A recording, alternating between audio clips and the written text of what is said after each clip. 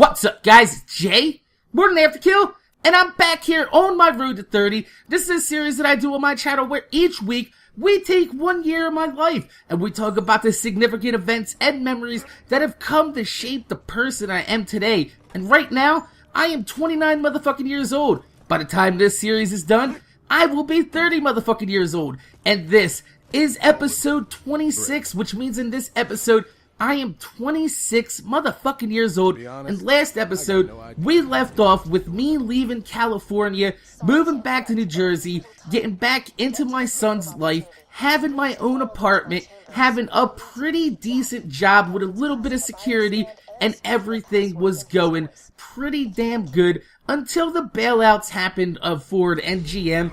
And I was no longer wanted at my job because they had to fire a few people because they could no longer afford to keep a few people around. And you know that saying, last hired, first fired. They're surely not going to fire any of the other guys that's been there for like 5, 10, 15. When you work at a dealership, you got a lot of people that actually has been working there for a very long time. And you know they're not going to fucking get rid of one of those guys for me. So they actually let me go. And, you know, my black dad, who was, he was my landlord. And the reason they called him my black dad was because I was paying $125 to this guy, but he used to try to hawk over my life like he was actually my dad. And, that's what all my friends called him. And they thought it was absolutely fucking hilarious. So I was actually sliding further and further back into my old lifestyle. I told you that my old roommates that I had at this place, I used to sell a little bit of cocaine to them, make a little bit of extra money to pay my rent, and that was no big deal. But now that I no longer had a place to stay, and I couldn't afford an apartment in the area that I was living, because I was only paying $500 a month to share one room of a house with 3 other dudes, I couldn't afford my own apartment, which is gonna run me like $900 to $1,000 motherfucking dollars, and I can't afford that. That is way too much, especially since I don't have a motherfucking job now. So my friend, who I told you that I used to live with back when I left my mom's house when I was like 15 or 16 years old, I used to live with them, their mother, his brother, their sister. You know, we used to all fucking hang out together. We used to all be really good friends. And he was like, look, dude, why don't you just move in with me? But it felt like I couldn't do this. I didn't want to do this anymore because, you know, he had his own kid, his sister had her kid, they were all living in the house, and it was already crowded as a motherfucker, and I didn't want to be one more motherfucker laid on the couch trying to get a little bit of sleep while you got kids running around the goddamn house. It just wasn't gonna work. So with no options in my area of places that I could live, not wanting to put my tail between my legs again and trying to go back to my baby's mama's house because that's a very bad situation, or trying to move back in with my mother because that's an even worse situation. That is a terrible situation waiting to fucking happen. What actually happened was the woman that I've been dating for a few months, we ran into each other while I was with my friend, and my friend is, he kind of had some pretty hard times since I left for California. I mean, he is, you know, he's a felon. He's been to jail quite a few times, and now, The Rock has gotten a hold of him. He is a big fan of crack cocaine. I know, it's a terrible thing to say, but he is a crackhead, and you know, I'm not gonna discriminate against him because he's not the type of crackhead you see sitting on a corner. He's like, I'll suck your dick for $5. I'll jump around and do a dance for you. No, that's not the type of fucking crackhead he was. He was just the type of dude that loved to smoke crack. So anyway, I was hanging out with him, and I actually ran into the girl that I've been dating for a few months, and she didn't know that I was actually having housing problems, and he said right in front of her, he was like, dude, why don't you just move in with her? And I was like, boom! I was like, dude, what the fuck, man? I've been with this chick for like 6 months, and you're just gonna go ahead and drop that bomb? Right? He's like, I thought it made sense. I mean, you've been with her for a while. She likes you, you like her, you guys are, you know, really good together. Why don't you just move in? And the girl was actually very fucking receptive to it. She was like, yeah, why don't you just move in with me?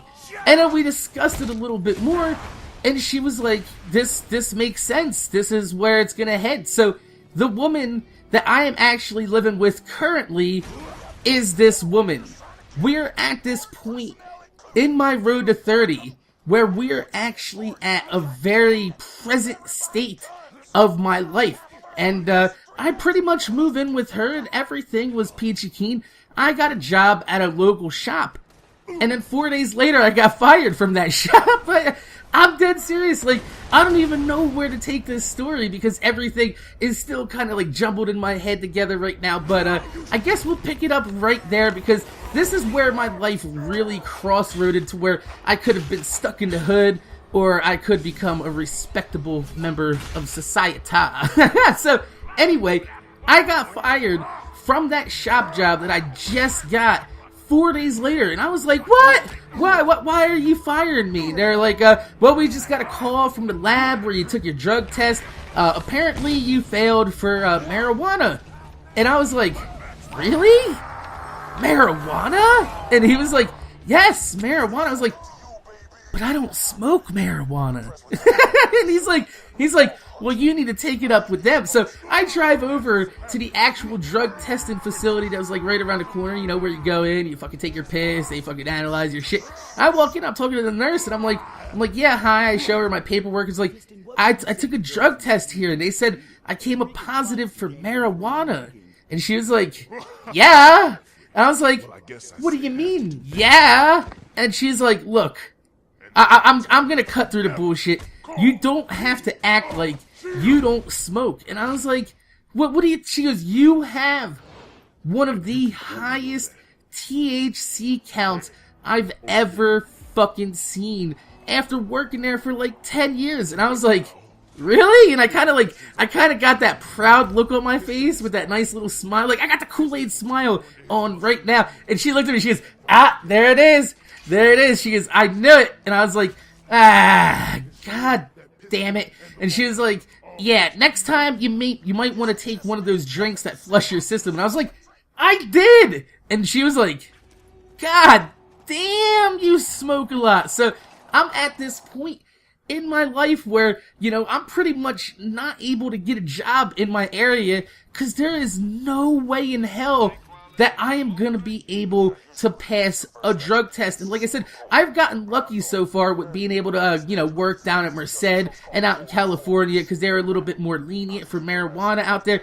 New Jersey, however, does not like marijuana users, and I was pretty much fucked, especially since at that point I had been smoking marijuana like almost every single day since I was like 11 years old. So you can imagine how high my THC count must have actually been.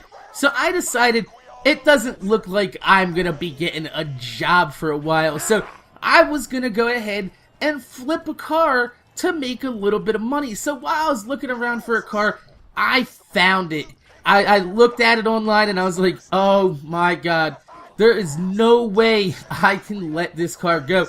And it was a white RX-7 convertible. It was like an 89 or 1990. Had the 5-speed, black leather interior. It even had speakers and a headrest. I mean, this car was fully done up, had the Turbo 2 hood. Really, really nice car. So I decided to go take a look at it, and I fell in love. I decided to leave a down payment on it right there, a little bit of deposit. I was like, look, dude, I'm going to come and pick this up once my security check that I get back from my black dad is ready to deposit. I'll get you the money and everything. He's like, no, don't worry about it. So in the week that I'm waiting for that check to clear, I start ordering tons of parts off the motherfucking internet. Since I had my money in my PayPal at this time, and money in PayPal takes a very long time to process.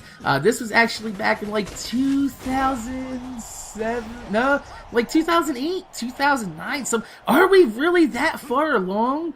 In my god damn, this road to 30. We are almost finished. So anyway, I start ordering all this shit off the internet. I ordered a body kit, I ordered some wheels, I ordered a carbon fiber spoiler, and my whole plan was to take this car, which I was purchasing for $2,000, and dress it up a little bit with like $1,000 worth of parts. And my buddy, who still works at the dealership, was willing to paint it for me for like $150 and a case of beer because, you know, That's what he just wanted me to pay for the paint.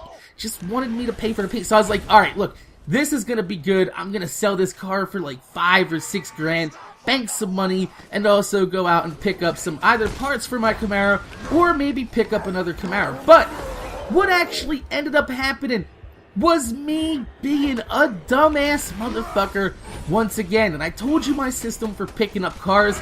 I would go, I'd have somebody follow behind me, that way a cop doesn't get behind me to run my license plate. But I was so excited driving this car down the highway. I mean, this car was amazing. 5-speed little fucking rotary. This thing had straight pipes on it, had the fucking race and beat header, dual Apexy N1 exhaust in the back, and this shit was screaming on the highway. It was like bam, bam, bam, bam, bam,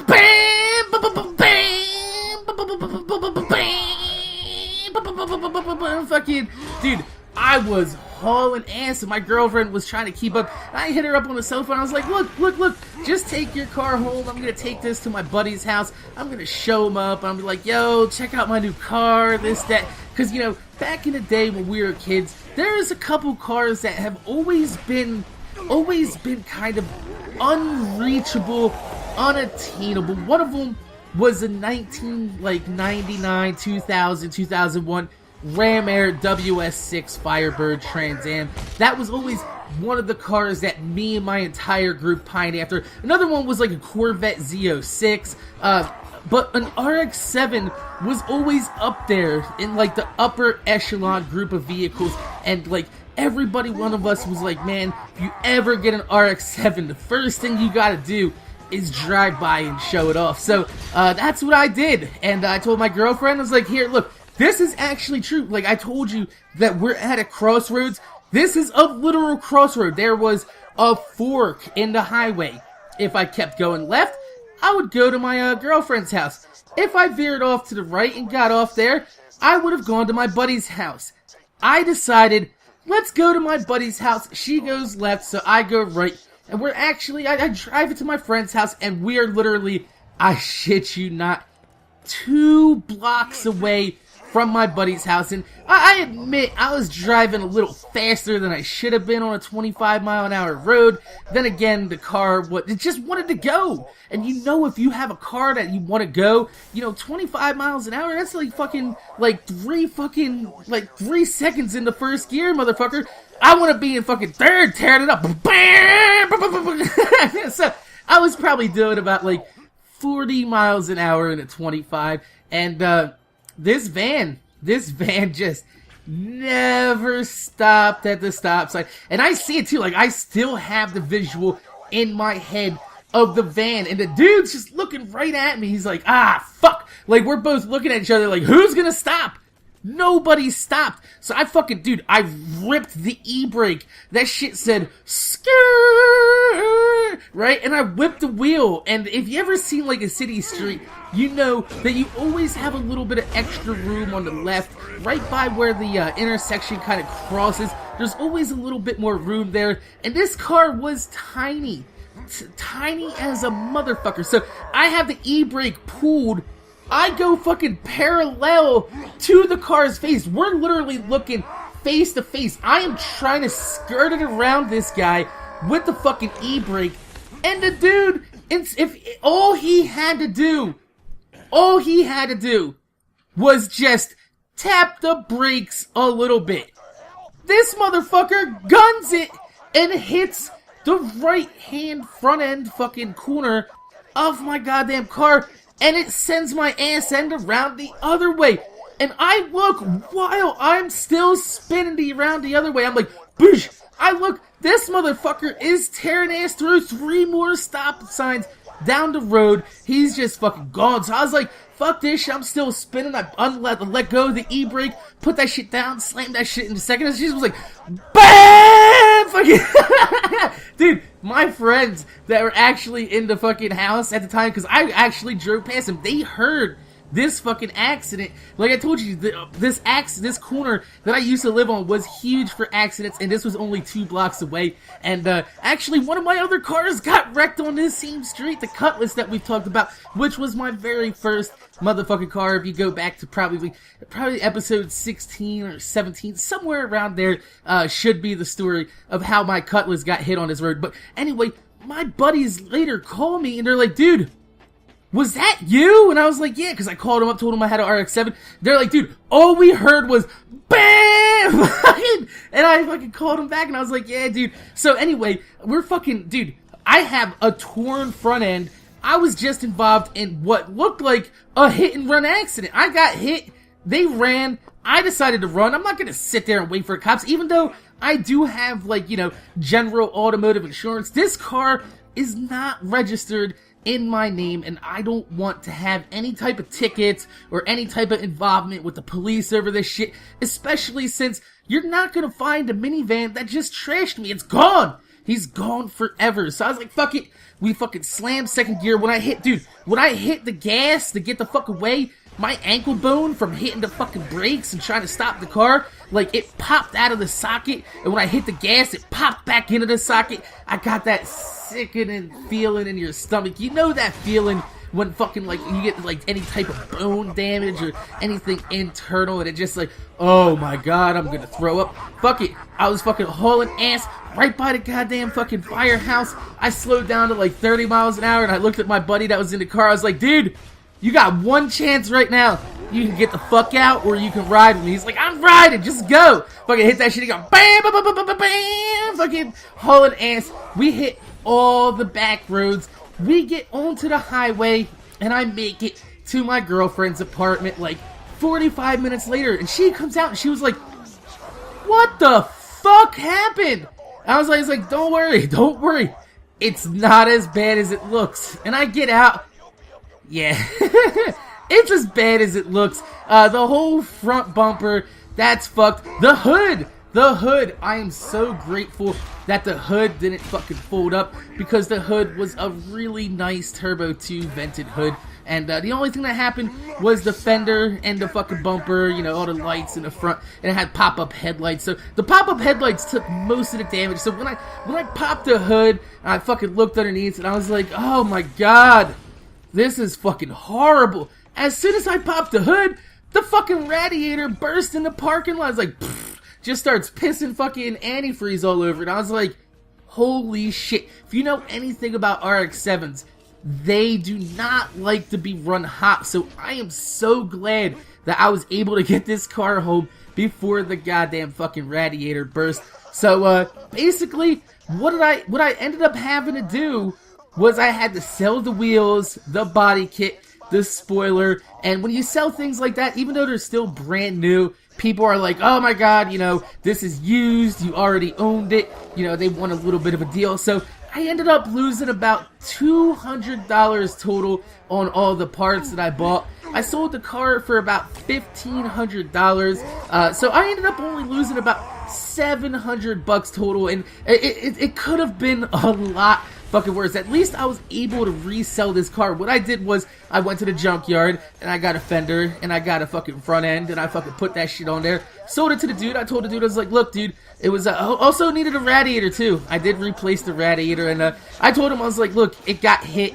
Whatever, you're buying an RX-7 for $1,500, and it's a convertible one too. It had oh my god, I wish I still had this car. You push the button and the roof just went back, and it was so amazing. You could even remove the middle piece of the goddamn fucking roof and have it has a target top instead of having a full convertible. And oh my god, I wish I still had this fucking car. I'm gonna buy another one, goddamn it. One day I will have my perfect RX-7 motherfucking convertible. So anyway, I pretty much end up fucking slapping this together. I sold all the parts. I only lost a little bit of money on it, and I kind of really had a realization that night that you know, not being able to pass a drug test, making bad choices, you know, the hood really kind of pulled me down. And this woman that I was living with lived in a really nice area. And I thought about it, and I was like, I need to leave it all behind. I need to leave need to leave the weed behind. I need to leave the hood behind. And as much as it kills me to today, like, I still love all my friends back in the hood and everything, but man, I have to separate myself unless I'm gonna keep making stupid decisions, and I'm gonna end up in jail. I could have ended up in jail that night. That was literally, quote unquote, even though the other person ran first, all that person had to do was go around the block and park and call the cops and be like, hey, this person hit me and ran. So, you know, it was a very, very huge point in my life where I realized that I just had to leave it all behind, and I need to focus on making real decisions, real money, making good decisions, and making good money. I wanted to become a normal person. I didn't want to become the person that you have a chance of going to jail with tonight. I didn't want to be that guy. Nobody wants to be that guy. And being with the woman that I am with today, not only did she allow me to become that guy, but she encouraged me to become that guy. Because right now, at this point, you know, I have a little bit of money left in my pocket. I have a very loud 86 Camaro that all the neighbors and, you know, the apartment manager of the complex was complaining about. You remember the last time that I had a problem with an apartment manager, you know, I ended up getting evicted. I ended up having words with her. Things were very, very stressful and tenuous within that situation. And, I didn't want to be that person no more. So I decided to sell my 86 Camaro, and I had about $400 to $4,500 in my pocket, and I went out and I bought myself the car that I've always fucking wanted. It was a 1998 Camaro Z28. It had an LS1 motor in it and 80,000 original miles, and this car has been in storage for about 3 or 4 years, hasn't been driven at all, and they only wanted $4,500 for it. So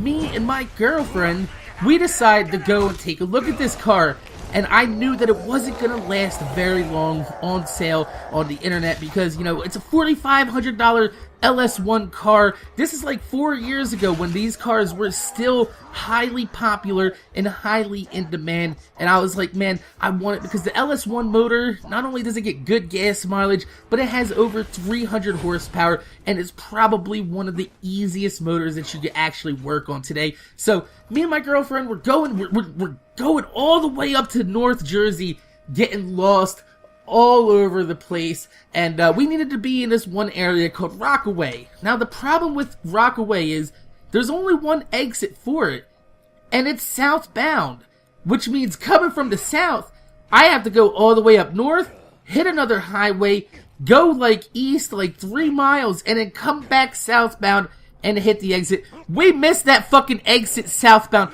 4 motherfucking times. And by the time we ended up getting up there to take a look at this car, it was like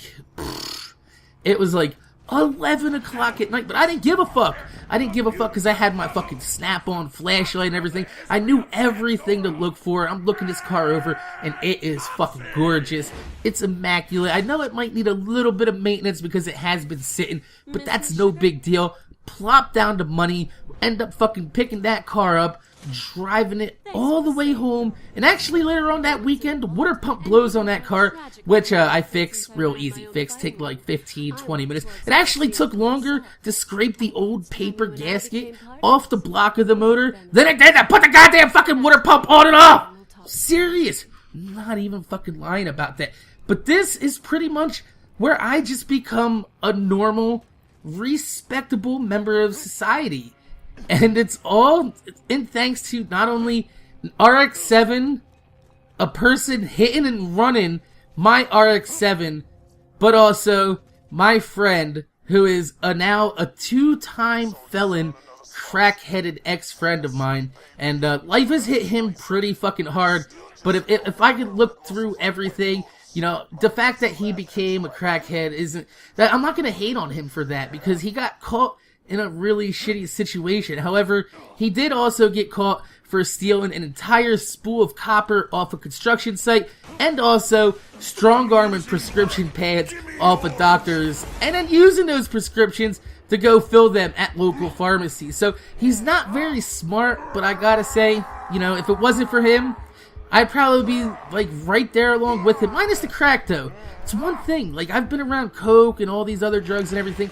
I will never, ever, ever in my life touch crack cocaine.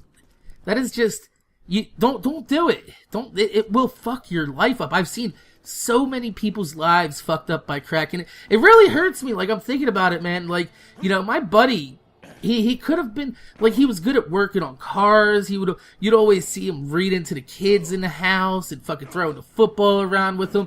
Like, really good guy, just really fucked his life up because of one fucking drug. And I mean, I wouldn't have thought about it. Like, if before I left for California, if I thought I was going to come back and find him to be a crackhead, I would have tried to convince him to come to California with him. Because, you know, the time, I was only gone for like four years, something like that, somewhere around there.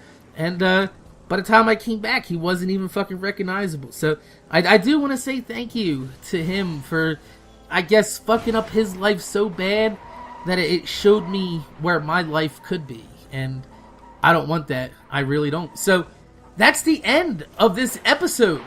And the next episode could possibly be the last road to 30. We don't know exactly because, like I said, we are at this point in the road to 30 where we are at how I'm going to end up to where I'm at in the house I'm with the girlfriend I'm with, and all these things, my house, my girlfriend, the place I am today right now, you know, doing YouTube, that is within the last 3 years that this is all have transpired. And the last episode is when the really last meaningful thing happened in my life for me to end up where I am, sitting in this seat that I'm talking to you guys through this mic with this roof over my head. So I want to thank you guys for supporting this series. It really has meant a lot to me, knowing that there are people out there that are willing to sit down and listen to somebody that might have had it a little bit rougher than them. And that's why I like to think, like, man, my buddy that, you know, fucked his life up, he's had it even rougher than I did. And, you know, sometimes you just gotta think, it could always be worse, man. It could always be worse. So, like I said, thank you for all the support you guys have showed me. You made this series what it was, and it's actually one of the most popular series I've ever done on YouTube, and it's all thanks to you guys. It really is. So I do want to thank you guys. My name is Jay, MorninAfterKill. Make sure you guys rate, comment, subscribe. I want to thank you guys for watching. If you could, put a thumbs up on this video. I would highly appreciate it because it gives me motivation to make more videos for you motherfuckers that watch my motherfucking videos. And I'm going to see you guys later.